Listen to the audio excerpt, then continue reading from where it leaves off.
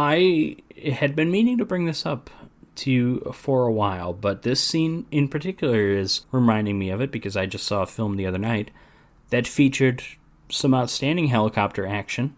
It is one of the Mission Impossible films. Now, Jim, you are on the record as not being a huge Mission Impossible fan. That is correct. Though, is this helicopter? They're too over the top, or like what's the main complaint? Tom Cruise kind of puts me off a bit.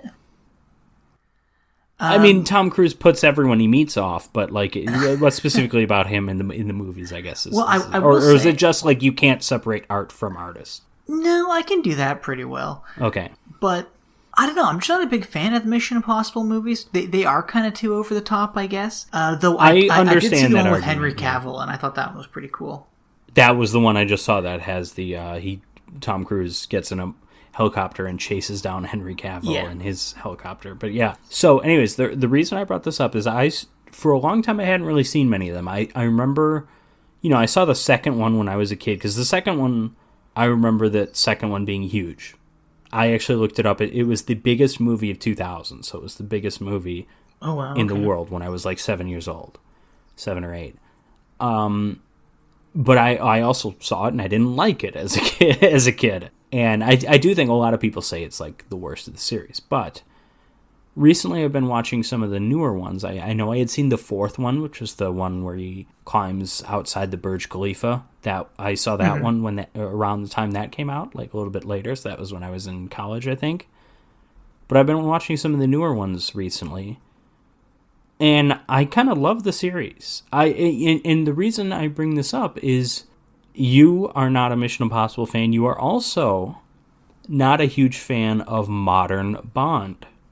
I.e., you think the Daniel Craig movies ran out of steam, which, that's not a unique opinion. Other people have said that. But, I mean, I know you like Skyfall. You probably like Casino Royale.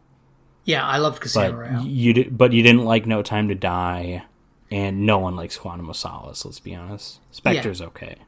But the Mission Impossible movies, the modern Mission Impossible movies, starting like 3 and onward. So we're talking J.J. Abrams era. To me, those are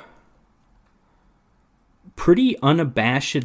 Those feel like such... I mean, it's modern and it's over the top in ways that you can be in modern filmmaking, just with modern technology and visual effects and stuff.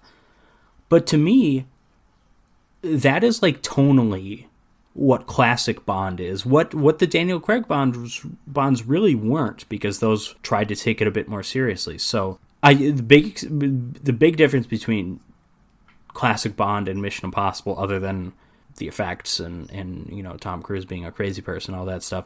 The big difference is Ethan Hunt does not fuck everything that moves. That's really the big thing. So if your favorite thing about James Bond is the Bond girls, Mission Impossible is going to leave you wanting more, I guess. But I think really everything else I feel like is pretty much there for those movies. I like them quite a bit, and I still haven't seen the most recent one.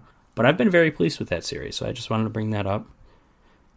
Well, I think maybe you ought to give it another shot. Maybe I think maybe you'll continue to just think they're not that great. Well, because I remember really liking the third Mission Impossible movie. That was the one that got me really excited, because I had seen the first. I saw the second one as a kid. I saw the fourth one when I was in college, and I saw the first one sometime after that, and I'm like, oh, this isn't that great. Mm-hmm. And then it was just like a month ago or 2 months ago, I saw the third one, and I'm like, holy shit, I am on board. I want to see like all of these now. So the third one, I absolutely... And now, granted, the third one was the beneficiary of a wonderful Philip Seymour Hoffman performance, like top of the line, like one of the best actors ever at the top of his game. Like, he's awesome. But I feel like for the most part, some of the other movies in the series have kind of duplicated the feelings that I felt watching that movie. I think so.